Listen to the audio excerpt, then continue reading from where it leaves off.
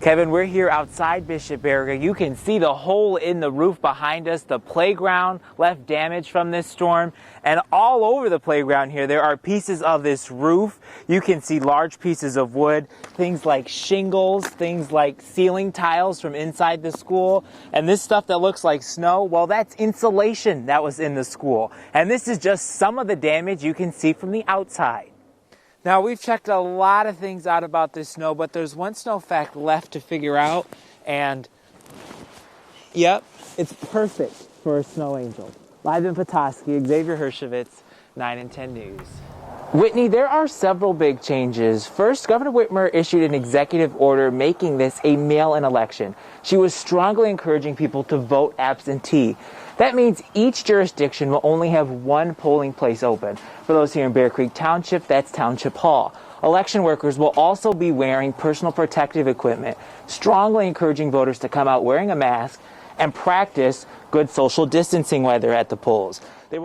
The excitement is building here for this weekend's I-500, but its impact is felt far outside the racetrack.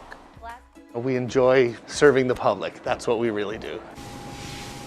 Serving up signature crepes and smooth lattes, that French place has been a Charlevoix staple for 6 years. Owned by Brian Freund and his wife, Emily. As we're growing, we need help. But that's been hard to find. What has hiring been like for you guys? Tricky. To keep things going, they've cut their hours. As it is now, we want to give everybody at least 2 days off a week. So we find that it's much easier with the limited staff that we do have if everybody has the same days off. The COVID-19 pandemic forced them to flip their business model upside down in just a matter of months. Customers are no longer allowed inside. Instead, they installed this takeout window. Not only did it help everyone stay safe in such a small space, but it also made them more efficient. The crew could communicate, so you could get more done with less people because everybody knows what's going on. Thank you. Thank you. And that French place isn't the only Charlevoix business having troubles hiring new employees. Just across the street, the Charlevoix Pizza Company's having the same problem. You don't go into a place right now without seeing a help wanted or please apply. For 3 years, the Charlevoix Pizza Company has been serving up gourmet pizzas with dough and sauce made from scratch.